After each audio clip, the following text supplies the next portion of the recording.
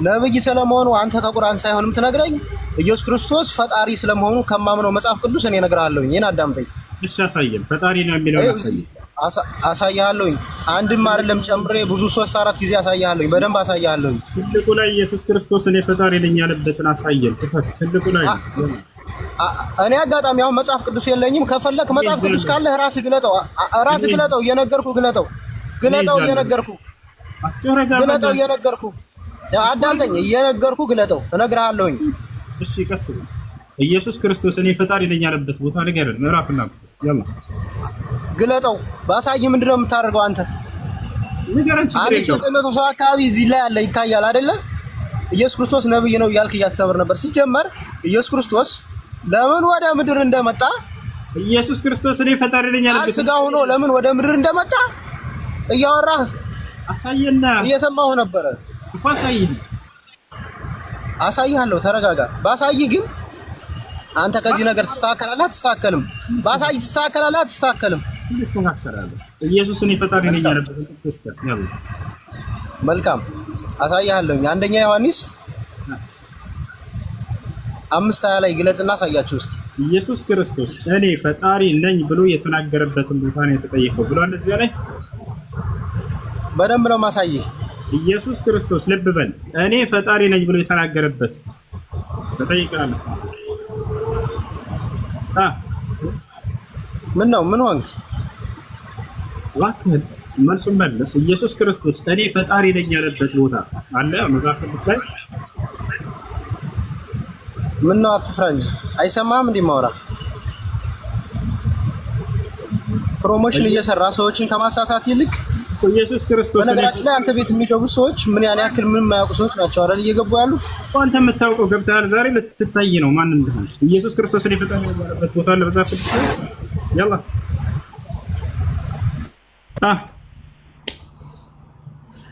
ቤተናሳ እንጂ ለምን ታደርጋለህ? ሄሎ ወለካሎ በፉከራ ገደሉ እኮ ፉከራ ብቻ የለም። ኢየሱስ ክርስቶስ ላይ ፈጣሪ ነኝ አላለም። ቤተናሳ እንጂ አይሰማህም እንዴ? ኦኬ አይ እኔ መጽሐፍ ቅዱስ የለኝም። ግለጥ። መጽሐፍ ቅዱስ አለ አይደል? አንተ የምታስበት ግባ አለኝ። ኢየሱስ ክርስቶስ እኔ ፈጣሪ ነኝ ያለበት ቦታ አለ ወይ? ምዕራፍና ቁጥር ስጠን።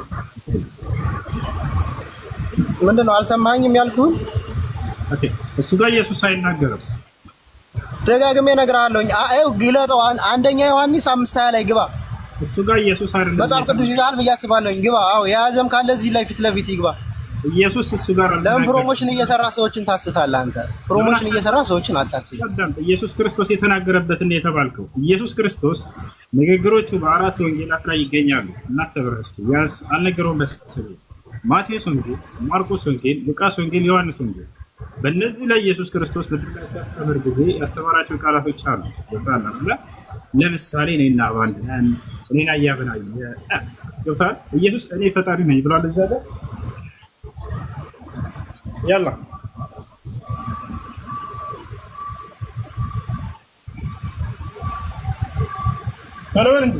አይሰማህም? ማውራ አልሰማህም? ኢየሱስ ክርስቶስ በወንጌላቶች ላይ እኔ ፈጣሪ ነኝ ያለበት ቦታ አለው።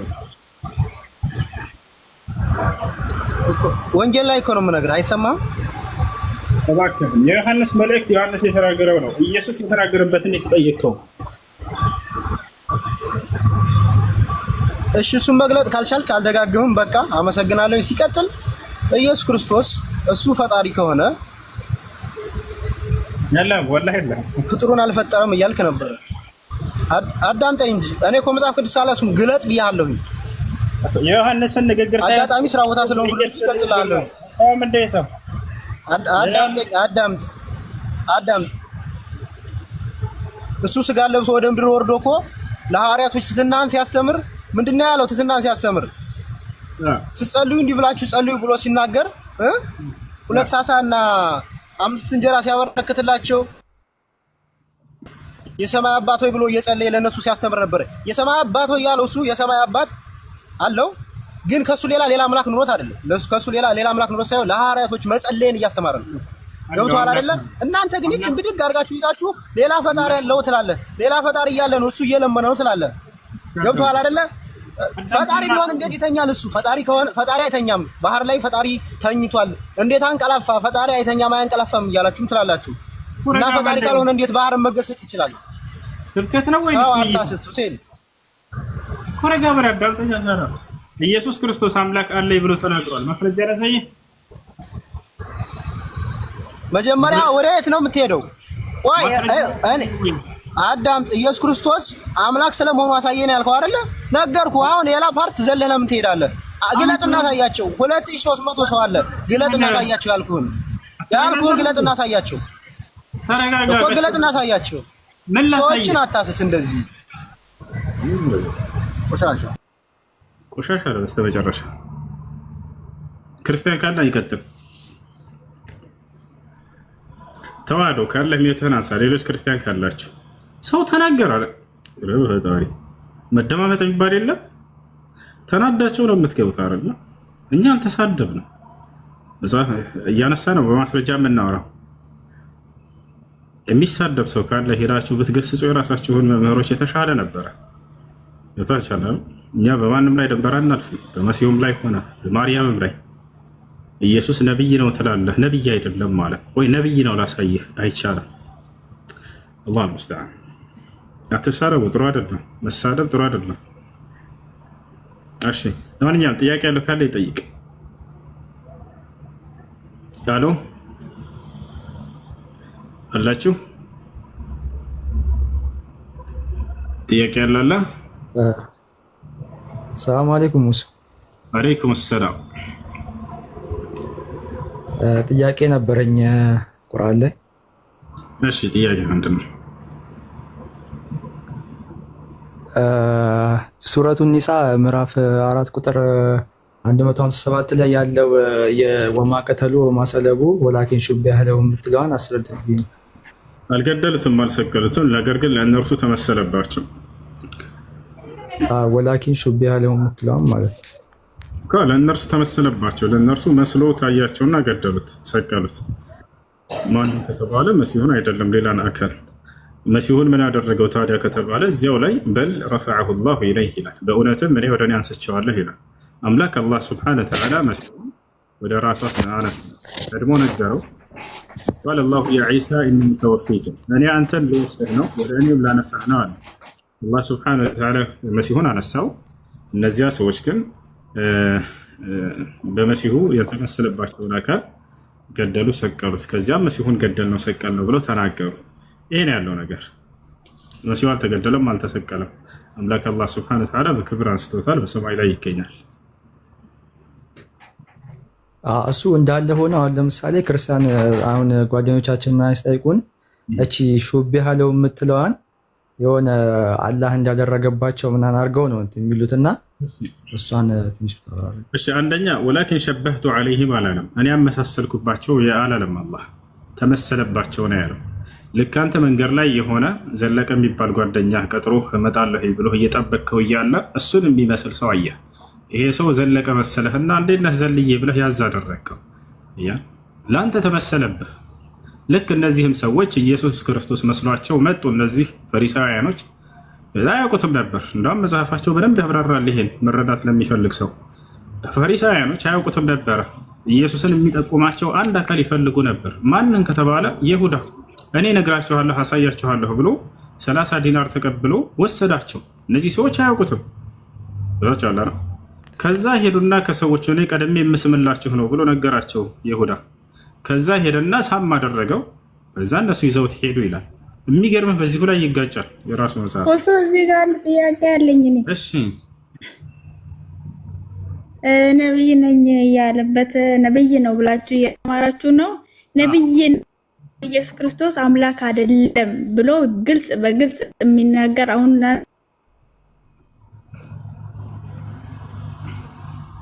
እሺ ድምጽሽ ተቋርጧል እና ተመሰለባቸው እንጂ ቢላ አመሳሰለባቸው አይልም። እሺ አንዳው አላህ አመሳስሎባቸዋል በሚለው ብንሄድስ? አላህ አመሳሰለባቸው በሚለው ብንሄድም እነዚህ ሰዎች ወደ ምንድነው የሚሄዱት? አላህ አታሏቸዋል ማለት ነው አይሁዶችን ወደሚል ድምዳሜ ይሄዳሉ ሰባኪዎቻቸው ማለት ነው። ተብታቸዋል አይደል? እንትንም ላይ አለ እስራኤልያት ተፍሲር ላይ ምናምን አለ እንደዚህ የሆነ የተዘረዘረ ነገር አለ የሆነ ያነበብኩት ማለት ነው። አዳምጥሽ እና አላህ አመሳሰለባቸው በሚለው ብንሄድስ አላህ አመሳሰለባቸው ቢባልም አላህ ሱብሓነሁ ወተዓላ በቁርአን ላይ ምን ብሏል? ወላ የሒቁል መክሩ ሰይኡ ኢላ ቢአህሊሂ የተንኮልና የሴራ ባለቤቶች ያ ተንኮልና ሴራ በራሳቸው ላይ እንጂ በንጹሃኖች ላይ እንዲያርፍ አላደርግም ብሏል። መሲሁ ንጹህ ነው ወይ? አዎ ንጹህ ነበር መሲሁ። ራሳቸው ወንጅለውት ነው ያላለውን ብለዋል ብለው እንደዚህ ሰዎች ወይንም ደግሞ በእርሱ ላይ ዋሽተውና ቀጥፈው የከሰሱትና ሊያስገድሉት ሊያሰቅሉት የፈለጉት መሲሁ ንጹህ ነው፣ ምንም አይነት ጥፋት የለበትም ነበር። ነገር ግን ያ ተከታዮች መካከል የነበረው አንድ ይሁዳ እርሱ ንጹህ የሆነውን አካል አሳልፎ ለመስጠት ለመጠቆም ሄደ። ለምን? ሊያስገድለው ሊያሰቅለው። አላህ ሱብሓነሁ ወተዓላ እንዳው እርሱ ላይ ያደረገው ብንል እንኳን ያን ሰው የእጁን ሰጠው ነው የሚባለው፣ ዋጋውን አገኘ።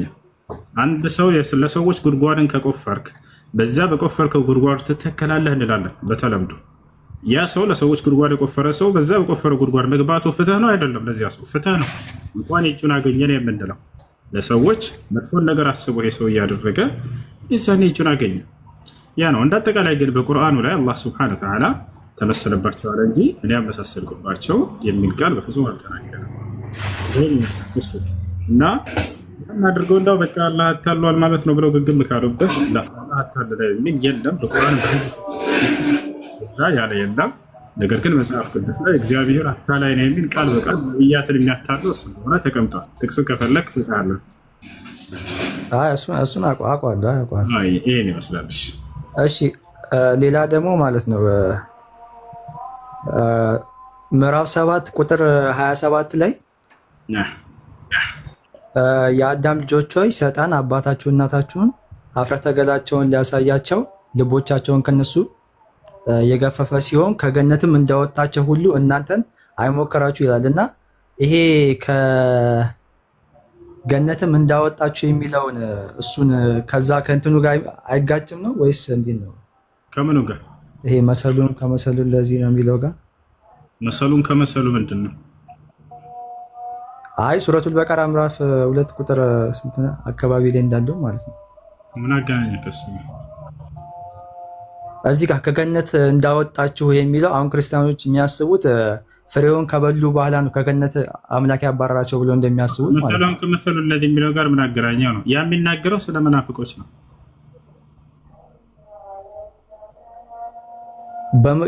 በምድር ላይ ምትክን አድራጊ ነው የሚለው አንቀጽ አስተሳስቼ ነው። ኦኬ ወቃለ ረቡከ ለልመላኢከቲ ኢኒ ጃዒሉን ፊል አርዲ ኸሊፋ አላህ አደምን የፈጠረበት ዓላማ ነው። ያ ደግሞ ከጀነት የወጣበት ምክንያት ነው። ከጀነት የወጣበት ምክንያት ያችን ኃጢአት በማድረጉ ነው። የአላህን ትእዛዝ ባለመጠበቁ ነው። ያ ነው አላህ ምን አለው በቁርአን ላይ ፈቁልና ያ አደሙ ኢነ ሃዛ ዐዱውን ለከ ወሊዘውጅከ ፈላ ዩኽሪጀነኩማ ሚነል ጀነቲ ፈተሽቃ። አንተ አደምና ሐዋ ሆይ አላቸው ይህ ሰይጣን ከእኔ ትእዛዝ እንድታመፁ እንዳያደርጋችሁ ከጀነት እንድትወጡ እንዳያደርጋችሁ አመፃችሁ እያለ መጀመሪያ ቀድሞ ገስጿቸዋል፣ አስጠንቅቋቸዋል። ከዚያም እነዚህ ሰዎች ሰይጣንን ያመኑትና ያችን የዛፍ ፍሬ በሉ። ከዚያ በኋላ ወረዱ። እዚያ አምላክ አላህ ሱብሓነሁ ወተዓላ ያንን የቀጣቸው በኃጢአታቸው ምክንያት ነው። ያ ግን መጀመሪያ ቀድሞ አላህ ሱብሓነሁ ወተዓላ ለምድር ፈጥሯቸዋል። ያ ወደ ምድር መውረዳቸው ደግሞ ሰበብ አለው ነው። ሰበቡ ምንድን ነው ከተባለ ያችን ጥፋት ማድረጋቸው ነው። እሺ ጀዛከላህ ወያኩም። እሺ ኢየሱስ ነብይ ነው የሚል አለ ወይ ብለሽ የጠየቅሽው ልጅ አለሽ?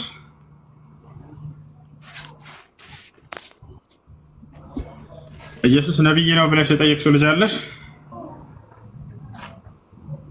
ኢየሱስ ክርስቶስ ነብይ ነው እንደ መጽሐፍ ቅዱስ።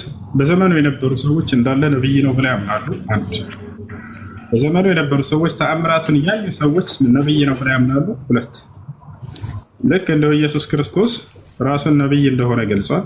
አራት ልክ እንዲሁ ሐዋርያቶች ኢየሱስ ክርስቶስ ነብይ እንደሆነ ተናግረዋል።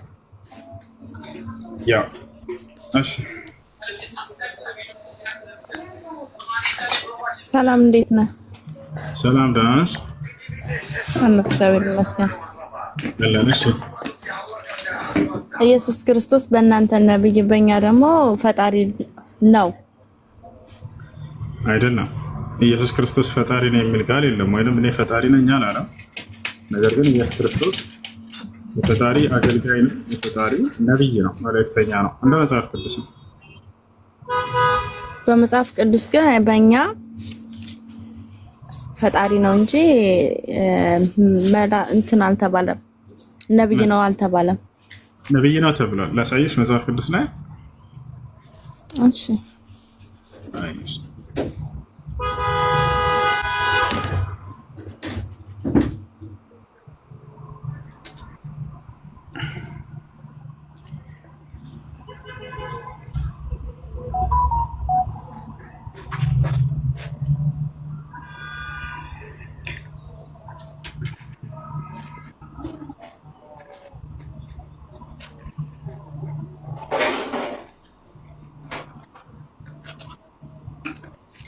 ያው እና እዚህ ጋር ምን ይላል? ወደ ኢየሩሳሌም በገባ ጊዜ መላው ከተማ ይህ ማን ነው ብሎ ተናወጠ። ህዝቡም ይህ ከገሊላ ናዝሬት የመጣ ነብዩ ኢየሱስ ነው አሉ። ነብዩ ኢየሱስ በሰዎች ዘንድ ነው እንጂ በትክክል እኮ ኢየሱስ ክርስቶስ ከእግዚአብሔር በሶስት በስላሴ ሶስት በአንድ እንደሆነ እሱ የለም መጽሐፍ ቅዱስ ላይ ያለውን እያሳየሁሽ ነው። በዘመኑ የነበሩ አማኞች ሁሉ ያው ነብይ ነው እያሉ ያምኑ ነበረ። ህዝቡ ሁሉ ነው የሚለው። ህዝቡም ከገሊላ ናዝሬት የመጣ ነብይ ኢየሱስ ነው አሉ። እዚህ ጋር ማቴዎስ ስህተት ቢሆን ኖሮ ይሄ ያልፋል ይመስላችኋል? ህዝቡ ግን ተሳስቷል። ነብይ ሳይሆን እሱ ፍጹም ሰው ፍጹም አምላክ ነው ብሎ ያስቀምጥላችሁ ነበር። ገብታችኋል? ይሄን ስህተት እያየ ዮሐንስ በፍጹም ዝም አይልም። እሱ ብቻ አይደለም፣ ኢየሱስን መታ አንዲት ሴት አንተ ነብይ ነህ ስትለው አንዲት አልተቃወማትም። ይሄን ታውቂያለሽ? ላሳይሽ። ከፊቱ መታ አንተ ነብይ እንደሆንክ ያለው አለችው። ይሄ ነገር ስህተት ቢሆን ኖሮ አይ ተሳስተሻል፣ እኔ ነብይ ሳልሆን አምላክ ነኝ ይላት ነበር። ዮሐንስ ወንጌል ምዕራፍ 4 ቁጥር 19 ያሳያችሁ።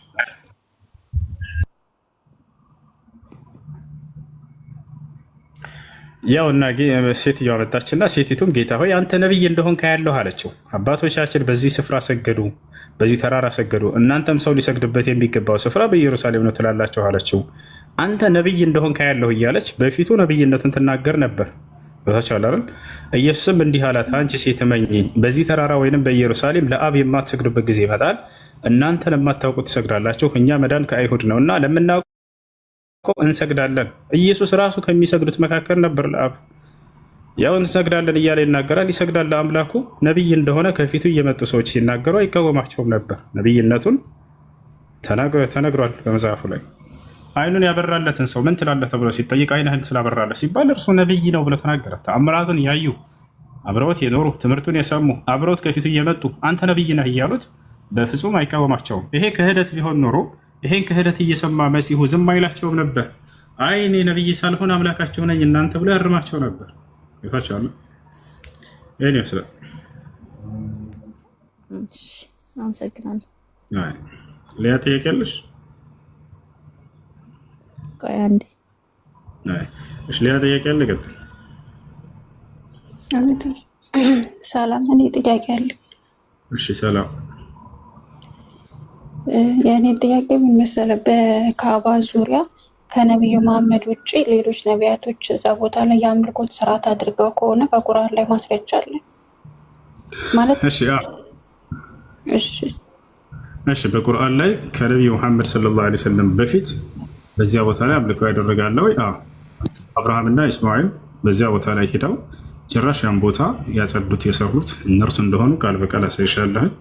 በዚያም ቦታ ላይ አብርሃም ወአዚን ፊናስ ቢልሐጅ ተብሎ ታዟል። ሰዎች ወደዚህ መጥተው ሐጅ እንዲያደርጉ እዘዝ ብሎ አምላክ አላህ ሱብሓነሁ ወተዓላ ለአብርሃም ትእዛዝን ሰጥቶት እንደነበር ተቀምጧል። በሱረቱል ሐጅ ላይ ይገኛል፣ በሱረቱል በቀራ ላይ እንዲሁ። ላሳይሽ አብርሃም እንደሰራው ሁሉ አሳይሻለሁ። አብርሃም እንደሰራው እኮ አውቃለሁ። በአላህ ትእዛዝ አብርሃም ቦታውን ከፍ እንዳደረገው እሱ መሰረቱን ያስያዘው አዳም ነው። ከፍ አድርጎ ደግሞ የገነባው አብርሃም እንደሆነ አውቃለሁ። ግን አምልኮት ስርዓት ተደርጎበታል ወይ? ተሰግዶበታል ወይ? አዛን ተደርጎበታል ወይ? ያ ቦታ ላይ ለምን እንደሆነ ትእዛዙን ለአብርሃም ራሱ እኮ የነገረው ነው ማሳይሽ። ለምን እንደሚሰራ ቤቱን ሰርቶ መሄድ ብቻ ሳይሆን ለምን ዓላማ እንደሚሰራ ትእዛዙን ለአብርሃም ሲሰጠው ነው ማሳይሽ። ኦኬ ያንን ለሰጋጆችና ሐጅ ለማድረጊያ ጠዋፍ ለሚያደርጉ ሰዎች እያለ ለአብርሃም ራሱ ያናገረበትን ነው። አምላክ አላህ ምን እንዳለው ለአብርሃም ላሳይሽ። وإذ قال إبراهيم ربي من دلنا وطهر بيتي للطائفين والقائمين والركع السجود.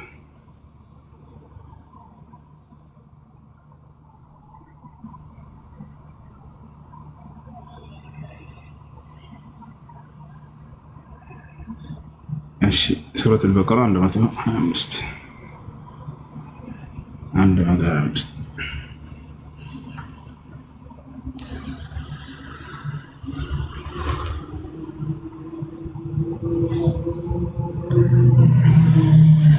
በመጀመሪያ ከዚህ እንጀምር። ያው ቤቱንም ይላል።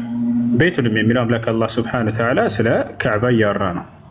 ቤቱንም ለሰዎች መመላለሻና ጸጥተኛ ባደረገን ጊዜ አስታውስ ይላል። ይህ ለነቢ ሰለላሁ ዐለይሂ ወሰለም ነው እየተናገራቸው ነው። ከዚያ ከኢብራሂምም መቆሚያ መስገጃን አድርጉ ወተኽዙ መቃም ኢብራሂም ወደ ኢብራሂምና ይላል። አሁን ወደ ማን ይሄን ቃል እንዳስተላለፈ ይነግረናል። መጀመሪያ ወደ ኢብራሂምና ወደ ኢስማኤልም ቤቱን ለዘዋሪዎቹና ጠዋፍ ለሚያደርጉ ሐጅን ለሚያደርጉ ማለት ነው፣ ለተቀማጮቹም፣ ለአጎንባሾቹም፣ ለሰጋጆቹም አጥሩ ስንል ቃል ኪዳን ቤቱንም ያንን ካዕባን ወደ ኢብራሂም ምን ቃል ኪዳን እንደያዘበት ለአብርሃም እየነገረ ነው አምላክ አላህ ለኢብራሂም ወደ ኢብራሂምና ወደ ኢስማኤልም ይላል። ሁለት ነቢያቶችን ከጠቀሰ በኋላ ቤቴን ይላል። ቤቴን የሚለው ካዕባን ነው። ለዘዋሪዎቹ ዘዋሪ የሚለው ጠዋፍ ለሚያደርጉ የሐጅ ስነስርዓቱን ለሚያደርጉ ሰዎች ከሐጅ ስነስርዓቱ መካከል አንደኛ ጠዋፍ ይባላል ወይንም መዞር ይባላል። ካዕባን ሲዞሩ አይተሻል? ሲዞር አይተሻል አይደለ? ካዕባን ሰዎች አንደኛ የሐጅ ይቻሉና እሱ ነው የሚዞሩት። ምን እንደሆነ ስጠይቅ ጧፍ ነው ተብያለሁ። ጧፍ ማለት ደግሞ በካዕባ ዙሪያ መዞር ነው። አይዋ እሱ የሐጅ የተባልኩት የሐጅ ስነስርዓት አንዱን ጠቀሰ እዚህ ጋር። ስለዚህ ከዚያ ከሐጅ ስነስርዓት መካከል አንዱን ጠቀሰና ጠዋፍ የሚለውን አላህ ይሄንን ለአብርሃም አዝዞት እንደነበር ያሳየናል። ለተቀማጮቹም ማለት ወልቃኢፊን ወልቃኪፊና ወሩክዕ ስጁድ ለተቀማጮቹ ማለት እዚያ ቁጭ ብለው አምልኮ ለሚሰሩ ማለት ነው። እሺ ቁጭ ብለው እዚያ ቦታ ላይ አምልኮ ለሚሰሩ ሰዎች መቀመጥን ሲያዝ እዚያ አላህ ሱብሓነሁ ወተዓላ የተሽከሆነ ተቀምጠው አምልኮ ስርዓት ነው የሚሰራው። ለአጎንባሾችና ሰጋጆች አለ። እነዚህ ደግሞ ሁለቱ የሶላት ስርዓቶች ናቸው። አጎንባሽ ማለት ሩኩዕ ይባላል በአረበኛ። አይተሽ ከሆነ ሰዎች ሲሰግዱ ያጎነብሳሉ በጉልበታቸው ማለት ነው። ሌላው ሰጋጆቹ ይላል። ይህ ደግሞ ስጁድ ነው። ሁለቱ የሶላት ስርዓቶች ናቸው። ይሄ አንደኛው ሩኩዕ ይባላል አረበኛው ላይ ወሩክዕ ስጁድ ብሎ አስቀምጧል። ይታይሻል። ስለዚህ እንደዚህ እንዳለ እነዚህ ሁሉ የአምልኮ ስርዓቶች ካዕባ ስር የሚሰሩ ወደ አብርሃም የታዘዙ የሆኑ ቃል ኪዳን የተያዘበት ናቸው። ቀጥሎ ምን አለ? አጥሩ ስንል ቃል ኪዳንን ያዝን አለ። ከማን ጋር? ከአብርሃምና ከእስማኤል ጋር የያዘው ቃል ኪዳን ነው። ካዕባን ሰርተው ያንን ዓላማው ለምን እንደሆነ ከአብርሃም ጋር ቃል ኪዳን ያዘበት እዚያ ጠዋፍ ለሚያደርጉ ሰዎች። ይሄ ሐጅ ስነስርዓቱን ከጠቀሰ በኋላ እዚህ ጋር ደግሞ የሶላቱን ስነስርዓት ጠቀሰ። ከዚህ የምንረዳው ካዕባ ለሁለት ዓላማ ላይ የተሰራው አንደኛ የሐጅ ስነስርዓት መፈጸሚያ፣ ሁለተኛ የሶላት አቅጣጫ ተደርጎ ይያዝ ዘንድ ነው። ይሄንን ከአብርሃም ጋር የያዘው ቃል ኪዳን ነው። እሺ ይሄ ነው። እሺ አሁን በእናንተ አስተምሮ 5 ታላላቅ ነቢያቶች አሉ አይደለም? እዚሁ ጋር እንደው መክሊት አንዴ ልቀጥልልሽ። እዚሁ ጋር ከአብርሃም ጋር የተያያዘ ስለሆነ አብርሃም እዚያው ሆኖ የአምልኮ ስርዓት እንደፈጸመ አላሳያችሁ። ከዚያ ቀጥሎ ምን አለ? ይሄንን ቃል ኪዳኑን ያዝን ካለ በኋላ አብርሃም እዚያ ሆኖ ያው ጸሎት አደረገ። ኢብራሂምን ባለ ጊዜ አስታውስ አለ። ጌታዬ ሆይ አለ። ገና ካዕባን ያው ገና ሊሰራ ነው። ከመስራት በፊት እዛው ካዕባ ስር ሆኖ ይሄንን ዱዓ አደረገ። ጸሎት እያደረገ ነው። ኢብራሂምን ባለ ጊዜ አስታውስ፣ ጌታዬ ሆይ ያው እዚያው ሆኖ አምልኮ ይሰራ ነበር። ይህንን ጸጥተኛ ሀገር አድርግ አለ። መካን ማለት ነው። ጸጥተኛ ሀገር፣ ሰላም የተረጋጋ አድርገው ብሎ ጸለየ። ቤተሰቦቹንም ከእነሱ በአምላክና በመጨረሻው ቀን ያመነውን ሰው ከፍሬዎቹ ስጠው አለ። በዚህ የሚኖሩ ሰዎችን ለግሳቸው እያለ በሌላ ቋንቋ የለመነ ነው። አላህም ሊያናግረው ነው አብርሃምን እዚያው። አላህም የካደውን ሰው እሰጠዋለሁኝ ብሎ ተናገረ። አየሽ አብርሃም ምን ነበር ያለው? በአንተና በትንሣኤ ቀን ያመነን ሰው ብቻ ለግስ ብሎ ሲለምን ጊዜ አብርሃም አምላክ አላህ ምን አለው? አይ እኔንም የካደ ሰው ቢሆን በምድራዊ ጸጋ ላይ አልከለክላቸውም እሰጣቸዋለሁኝ አለ። አላህ ምድራዊ ጸጋን ለአማኝ ለካዲ አይልም፣ ለሁሉም ይሰጣል። አብርሃምን ምን አለው? አላህም የካደውንም ሰው እሰጠዋለሁኝ ጥቂትን አጠቅመዋለሁኝ አለ። እዚህ በምድር ላይ ይበላል ይጠጣል በምድራዊ ህይወቱ ላይ፣ ከዚያስ ግን በቀጣዩ ዓለም ከዚያም ወደ እሳት ቅጣት አስጠጋዋለሁ ብሎ ተናገረ። ይህ በቀጣዩ ዓለም ነው። ምን የከፋች መመለሻ ሆነች እያለ ይናገራል። ከዚያ በኋላ አብርሃም ከዕባን እንደሰራ ይገልጻል። ኢብራሂም እና ኢስማኤልም ጌታችን ሆይ እዚያ አላህን እየተማጸኑ ነው። ሁለት ነቢያት በዚያ ስር ቁጭ ቆመው፣ ስለዚህ አላህ ስብሐነሁ ወተዓላን ተቀበለን፣ አንተ ያዘዝከንን ሰርተናል፣ ያው ተቀበለን እያሉ እየለመኑት ነው። ከዚያ በኋላ እዚህ ቦታ ላይ ምን አሉ? ጌታችን ሆይ ለአንተ ታዛዦችም አድርገን ይላል። አረበኛው ላይ ታያለች መክሊት ሙስሊሞች ብሎ ነው የገለጸው። ረበና ወጀዐልና ሙስሊመይን ይለክ፣ ጌታችን አላህ ሆይ ለአንተ ትክክለኛ ሙስሊሞች አድርገን አሉ። አብርሃም እና እስማኤል ሙስሊሞች እንደሆኑ ቃል በቃል እዚህ ጋር ይናገራል። ጌታችን ሆይ ለአንተ ታዛዦችም አድርገን አሉ፣ ከዘሮቻችንም ለአንተ ታዛዦች ህዝቦች አድርግልን አሉ። አያችሁ፣ በአረበኛው ላይ ከእኛ ዘሮችም ለአንተ ትክክለኛ ሙስሊም የሆኑ ትውልዶችን አፍራለን ብለው ለመኑት። ሙስሊመተን ብሎ አረበኛው ላይ ያስቀምጡታል። ህጋችንንም አሳየን አሳውቀን በእኛም ላይ ተመለስልን አሉ። ከዚያም አንተ ጸጸትን ተቀባዩ ሩህሩህ አንተ ብቻ ነህና አሉ ይላል። አሁን እዚህ ጋር ደግሞ አስተውሉ። አብርሃም እና እስማኤል እዛ ቁመው በጸሎት መልክ ትንቢትን ሊናገሩ ነው። ገብታቸዋል። ከዚያ አካባቢ አንድ መልእክተኛና ነቢይ ለሰው ዘር እንዲያስነሳ ሊለምኑት ነው። ረበና አሉ ቀጥለው፣ ጌታችን ሆይ በውስጣቸውም ከእነሱ የሆነን መልእክተኛ በእነርሱ ላይ አንቀጾችን የሚያነብላቸውን ጽሕፈትና ጥበብን የሚያስተምራቸውን ከክህደት የሚያጠራቸውንም ላክ፣ አንተ አሸናፊው ጥበበኛው አንተ ብቻ ነህና የሚሉም ሲሆኑ አለ። አያቸው አይደል? አምላክ አላህ ሱብሓነሁ ወተዓላን የለመኑት ምን አይነት ነቢይ እንዲያስነሳላቸው ነው? ከኃጢአታቸው የሚያነጻቸው ነቢይ ያስነሳላቸው አሉ። ታይሻል። እዚህ ጋር ከክህደት የሚያጠራቸውን ላክ ብለው ተናገሩ። አላህ ቃል በቃል በሱረቱል ጁሙዓ ቁጥር 2 ላይ ይሄን ቃል በቃል አነሳና ከኃጢአታችሁ የሚያነጻችሁም መልእክተኛና ነቢይ ያስነሳሁላቸው እያለ ስለ ነቢ ሰለላሁ ዐለይሂ ወሰለም ይናገራል። እዚያ ሆኖ አብርሃምና እስማኤል ይሄንን ጸሎት አድርገዋል፣ አንድ መልእክተኛ ነቢይ ለሰው ዘር እንዲያስነሳ። ከዚያ ቀጥሎ አላህ ሱብሓነሁ ወተዓላ ከኢብራሂምም ሕግጋት ነፍሱን ያቄለ ሰው ካልሆነ በስተቀር የሚያፈገፍግ ማን ነው አለ። ከኢብራሂም መንገድ ማንም የሚያፈገፍግ የለም ሞኝ ካልሆነ በስተቀር በቅርቢቱም ዓለም በእርግጥ መረጥ ነው አለ። ኢብራሂም የተመረጠ ሰው ነው በዚህ ዓለም ላይ፣ በመጨረሻይቱም ዓለም እርሱ ከመልካሞች ነው ብሎ አላህ መሰከረለት። ያው ነቢያቶች ጻድቆች ናቸው፣ በዚህ ዓለም የተመረጡ ናቸው፣ በቀጣዩ ዓለም ደግሞ ከመልካሞች ነው አለ። ከዚያ አብርሃምን አምላክ አላህ መጀመሪያ ያነገረበትን ቃል ደግሞ እዚህ ገልጽልናል። ምን ይላል? ጌታም ለእርሱ ታዘዝ ባለው ጊዜ መረጠው፣ ለዓለማት ጌታ ታዘዝ ከኋላ ይላል። አረበኛው ላይ ሙስሊም ሁን ብሎ ነው መጀመሪያ ያናገረው። ቀድሞ ሙስሊም አልነበረም ወይ ልትሉ ትችላላችሁ። አንድ ሰው በሁለት መንገድ ሙስሊም ይሆናል። አንደኛ የአምላክ ሕግና ስርዓት መጥቶለት ያንን አውቆ ሲፈጽም ጊዜ፣ በተግባር ያንን ሲፈጽም ጊዜ ያኛው ነው። ይህ ነቢያቶች መጀመሪያ ትእዛዙ ሲመጣላቸው ጊዜ ሳይመጣላቸው በፊት በአምላክ ትእዛዝ ላይ ነበሩ። የኋላ ኃጢአት እንዲያደርጉ አላደረጋቸውም። ገብታቸዋል። እርሱን በብቸኝነት አንዱን አምላክ ያመልካሉ። የሚያመልኩበት መንገድ ግን ያውቃሉ ወይ? መጀመሪያ ነቢይ ሳይደረጉ በፊት ከተባለ የአምልኮ ስርዓቶቹን ህጉ ሲመጣላቸው ጊዜ ነው። ለምሳሌ አንድ ነቢይ እንዲህ ያድርግ ተብሎ ሲታዘዝ ጊዜ አምልኮ ስርዓቶችን ሲነገር ጊዜ እዛኔ ነው ይበልጥ የሚያውቀው። ከዚያ በፊት ግን ባዕድ አምልኮ ላይ አይጥላቸውም። ልክ እንዲሁ ደግሞ ከእርሱ ውጭ ሌላን አካል ማንንም አካል እንዲያመልኩ አያደርጋቸውም። ህግና ስርዓቱን ሲያውቁ ደግሞ ይበልጥ የአምላክን ትእዛዝ መፈጸማቸው እርሱን ይገልጻል። ስለዚህ አላህ ሱብሓነሁ ወተዓላ ማን ነው አብርሃምን መጀመሪያ ሲያናገረው ለእኔ ታዛዥ ሁን አለው። ለዓለማቱ ጌታ ታዘዝኩኝ ብሎ ተናገረ። ከዚያ አብርሃምም ለልጆቹ ያንን ተናዘዘ። በእርሷን በህግጋቲቱ ኢብራሂም ልጆቹን አዘዘ ይላል። ያዕቆብም እንዲሁ ልጆቹን አዘዘ። ልጆቼ ሆይ አለ ያዕቆብ፣ ልጆቼ ሆይ አላህ ለእናንተ ሃይማኖትን መረጠ፣ ስለዚህ እናንተ ሙስሊሞች ካልሆነ ሳትሆኑ እንዳትሞቱ ይሏቸው ነበር። ያዕቆብም ልጆች ያውና እኛ ሙስሊሞች ነን ብለው እዚህ ጋር ቃል በቃል ይናገራሉ። ይታያቸዋል። ይህን ይመስላል። እሺ መክሊት፣ ሌላኛው ጥያቄሽ?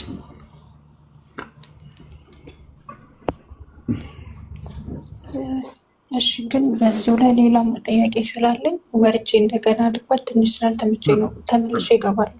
አብሽሪ አብሽሪ። እሺ ጥያቄ አለ?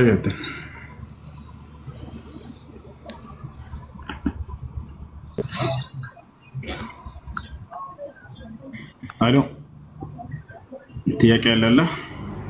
ሰላም ነው። ሰላም ነው። እንዴት ነሽ? እግዚአብሔር ይመስገን። እንዴት ነው? አለን አልሐምዱሊላህ አለው። እኔ ስለእናንተም ጥያቄ አለኝ። ቅድም ከልጅቷ ጋር እያወራህ ነበር። እሺ። እና በመጀመሪያ ወደ እንትኑ ከመግባቴ በፊት መጽሐፍ ቅዱስ ስትቀበል ለምሳሌ ነቢይ ያለው አንተ እንዳወራከው ሰው ነው አይደለ?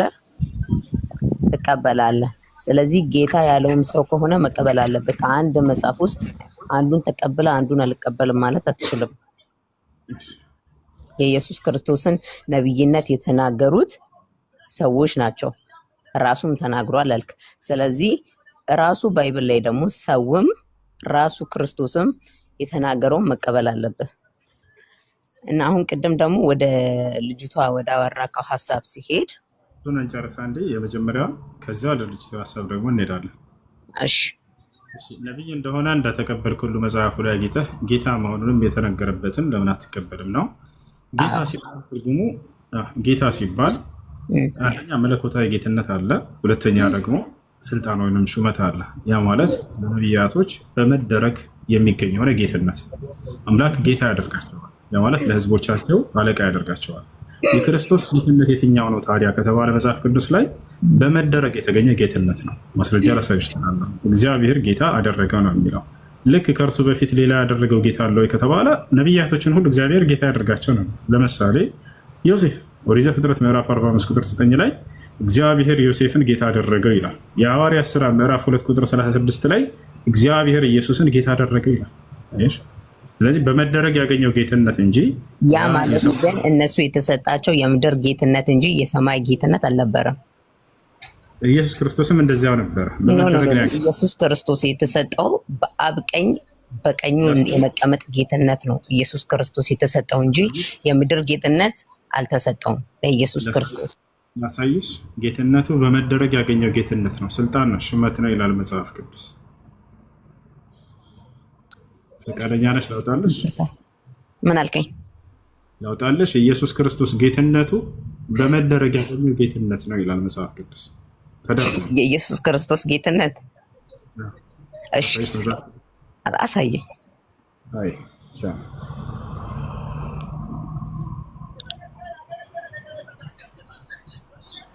ያው ምን ይላል እዚህ ጋር እንግዲህ ይህን እናንተ የሰቀላችሁትን ኢየሱስን እግዚአብሔር ጌታም ክርስቶስም እንዳደረገው የእስራኤል ወገን ሁሉ በእርግጥ ይወቅ ይላል። እግዚአብሔር ኢየሱስን ጌታ እንዳደረገው ይላል።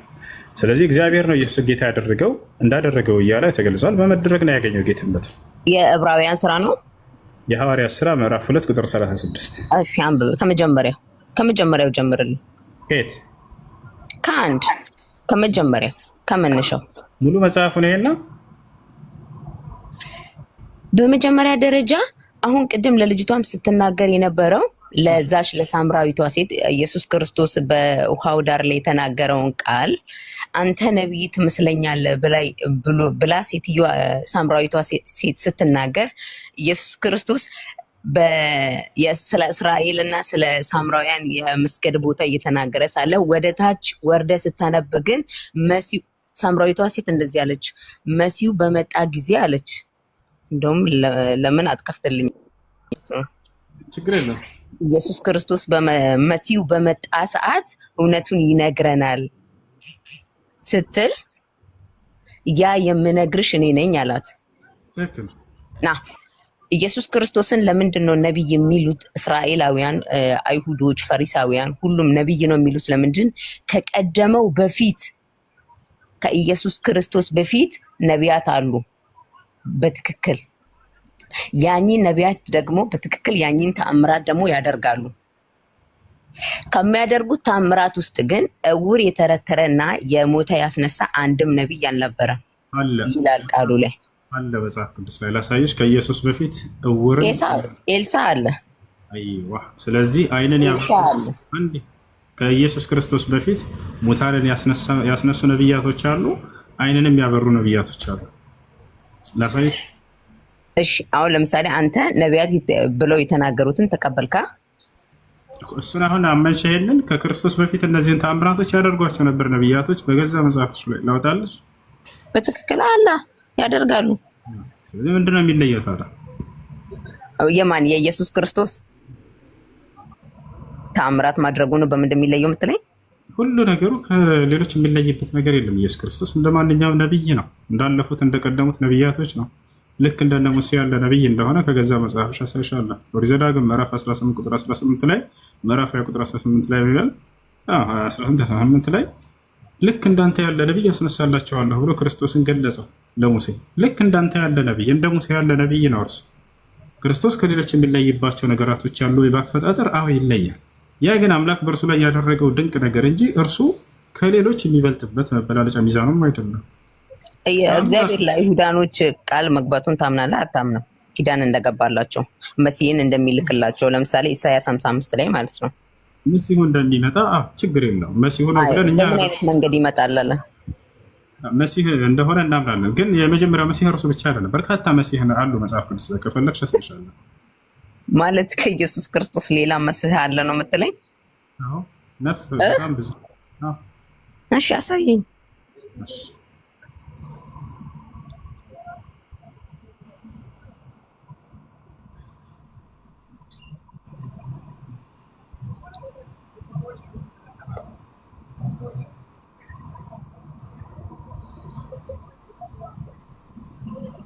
መሲህ ማለት ትርጉሙን ታውቂያለሽ? አዎ። ምን ማለት ነው? የተቀባ። በጣም ጥሩ።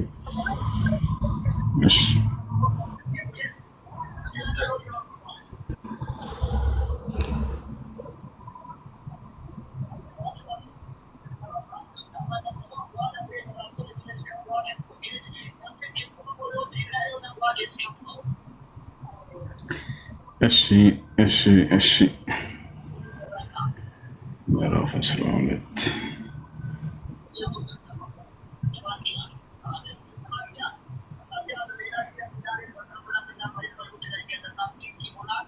ያ እነዚህ ጋር ምን ይላል?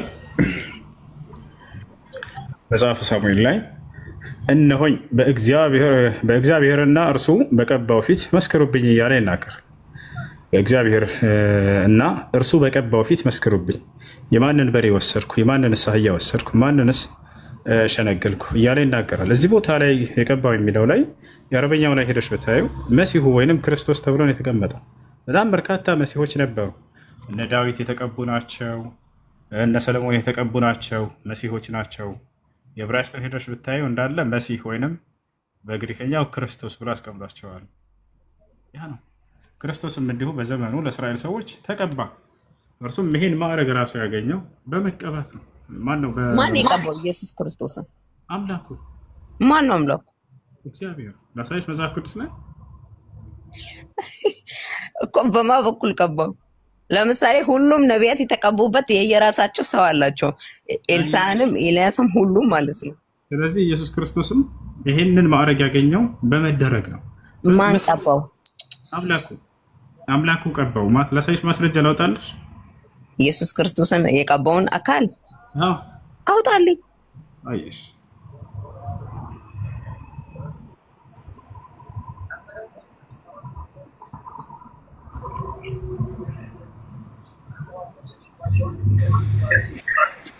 ተርከሚ ወላሂ እሺ እንዴት አድርገት ሌሎች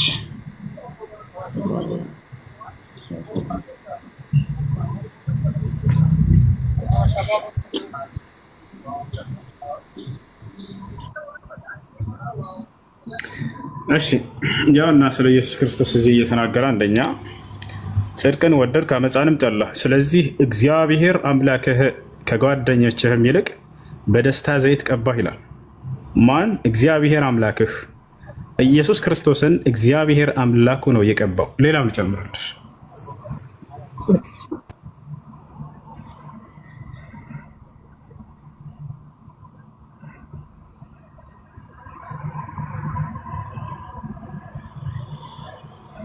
ያው እግዚአብሔር የናዝሬቱን ኢየሱስን በመንፈስ ቅዱስም በኃይልም ቀባው። እርሱም መልካም እያደረገ ለዲያብሎስም የተገዙትን ሁሉ እየፈወሰ ዞረ፣ እግዚአብሔር ከእርሱ ጋር ነበርና ይላል። ስለዚህ ማን የቀባው? እግዚአብሔር። በጣም በርካታ ጥቅስ ሰጥሻለሁ። የቀደሙትንም እግዚአብሔር ሲቀባቸው እንደነበር ኢየሱስ ክርስቶስንም እግዚአብሔር ነው የቀባው። ይህ መሲህ የሚለው ማዕረግ ነው፣ ሌላ ነገር አይደለም። በመደረግ የሚያገኙት የሆነ ስልጣን ነው። ማን የቀባው? አምላኩ። አምላክህ ተብሎ ቃል በቃል ተቀምጧል። ኢየሱስ ክርስቶስ አምላክ እንዳለው ያስተምራል መጽሐፋቸው።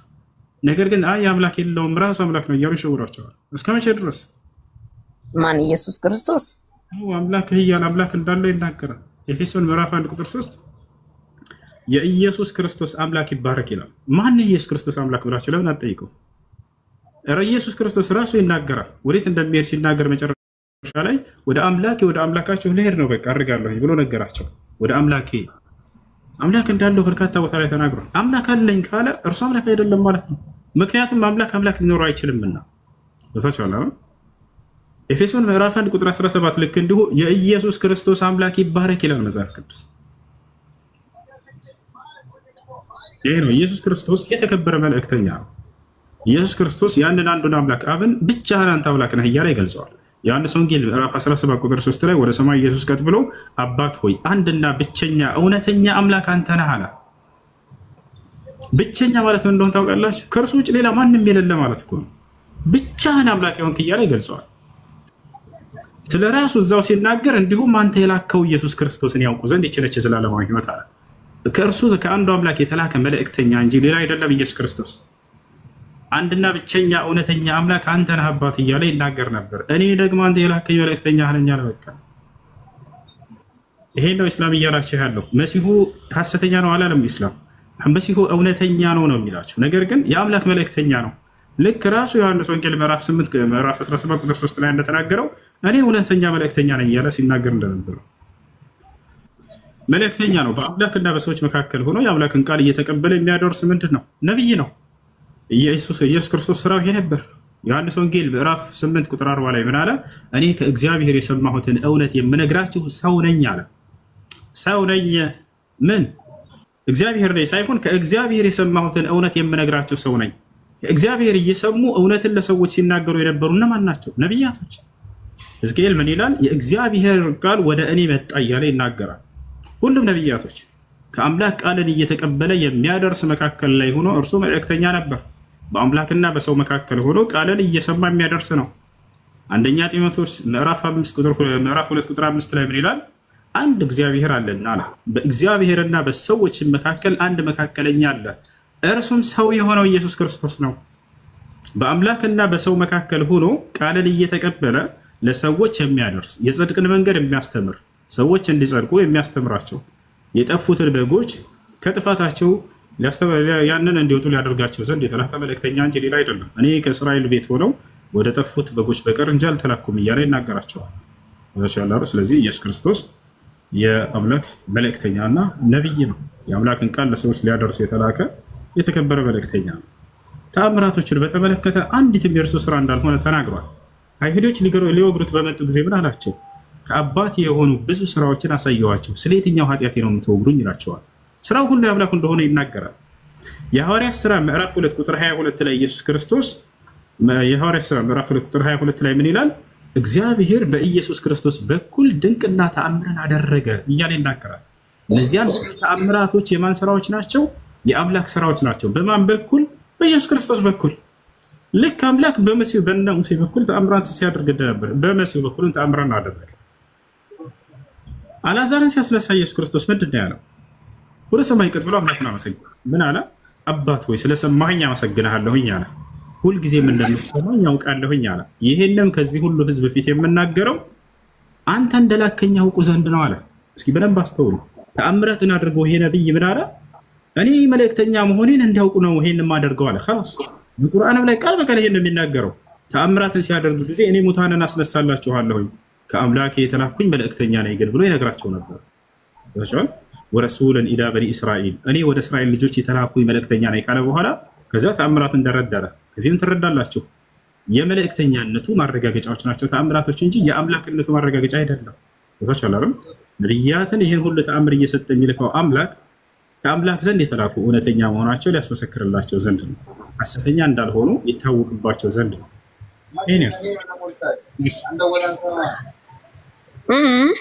እሺ ግን አንድም ነቢያት ወደ ምድር ይመጣል። የኃጢአትን ስርየት ግን አንድም ነቢያት አላሰጡንም። ኢየሱስ ክርስቶስ ፍጹም ሰው ነው፣ ፍጹም አምላክ ነው። ይህንን በደንብ እንቀበላለን እኛ ማለት ነው። እኛ ፕሮቴስታንቶች ማለት ነው። ፍጹም ሰው ፍጹም አምላክነትን በደንብ እንቀበላለን። 100% ሰው ነው፣ 100% አምላክ ነው። ያ ማለት 4 ወንጌላት አሉ፣ ማቴዎስ፣ ማርቆስ፣ ሉቃስ፣ ዮሐንስ። ማቴዎስ የኢየሱስ ክርስቶስን ልጅነት ይናገራል። የማን ልጅ መሆኑን? የአብ ልጅ መሆኑን ይናገራል። ማርቆስ፣ ሉቃስ አገልጋይ መሆኑን ይናገራል። ሌላኛው ደግሞ ዮሐንስ ደግሞ ኢየሱስ ክርስቶስ ራሱ አብ እንደሆነና ኢየሱስ ክርስቶስ ራሱ እግዚአብሔር እንደሆነ ይናገራል። ዮሐንስ ወንጌል ማለት ነው። ያ ማለት እግዚአብሔር ከሰው ጋር በአዳም ምክንያት በዔድነ ገነት ከተጣለው ከዛ ኃጢአት ልቅ እግዚአብሔር ዘፍጥረት 3 ላይ ከሴቲቱ የሚመጣው ራስን ይቀጠቅጣል አለ። ከዛ ካለፈ በኋላ አዳም ባመጣው ኃጢአት እግዚአብሔርና ሰው ተቆራረጠ። እግዚአብሔርና ሰው ተቆራርጦ በምን አይነት መንገድ የኃጢአት ስርየት ይሰጥ ነበር? ስርየት አይደለም የሚሰጠው፣ የኃጢአት ይሸፈን ነበር። የሚሸፈነው በምን አይነት መንገድ ነው? ሌዋውያን አሉ። ክህነት የሚሰጣቸው ሌዋውያን ብቻ ናቸው። እና ሌዋውያን ከነሱ ካህን አለ። በአመት አንዴ መጥቶ ወደ ቅድስተ ቅዱሳን ገብቶ የኃጢአትን ለአብ የሚናዘዝ አንድ አለ። አንተ ለሰራህ ኃጢአት ሄደን ለካህኑ ትነግረዋለህ። ፋኖስም ይሁን ምንም ታደርጋለህ፣ መስዋዕት ማለት ነው። ከዛ በኋላ ያ ሊቀ ካህኑ ወደ ቅድስተ ቅዱሳን ገብቶ ወደ አብ ያደርሳል፣ ስለኛ ኃጢአት ማለት ነው። ሊቀ ካህኑ ያንን በቅድስተ ቅዱሳን አንድ ከቅድስተ ቅዱሳን ውጭ ቅዱሳን አለ። ቅድስተ ቅዱሳን ሌዋውያን ወይም የሌዋውያን ዘር ወይም ክህነት ያላቸው ካህናት ብቻ ነው የሚገቡት። ከዛ ቀጥሎ ቅድስታት አሉ። እዛ ውስጥ የሚገቡት አይሁድ ነው፣ እስራኤላውያን ብቻ ነው። እኛ አህዛቦች ደግሞ ከአጥር ውጭ ነን፣ ለኛ አይፈቀድም። ለኛ ለአህዛቦች ማለት ነው። ያንን የጥልን ግርግዳ ሊያፈርስ እግዚአብሔር በኢሳያስ በኩል ለእስራኤላውያን ቃል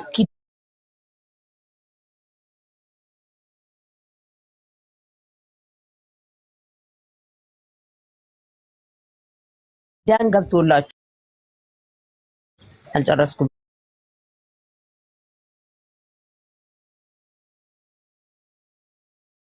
እና አለ ያንን ሊያደርግ ከድንግል ማርያም እንደሚመጣ ተናግሯል።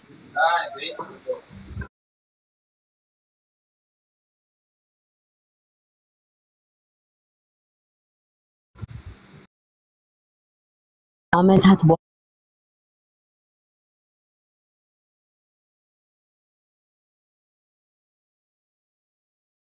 በኋላ በማቴዎስ ወንጌል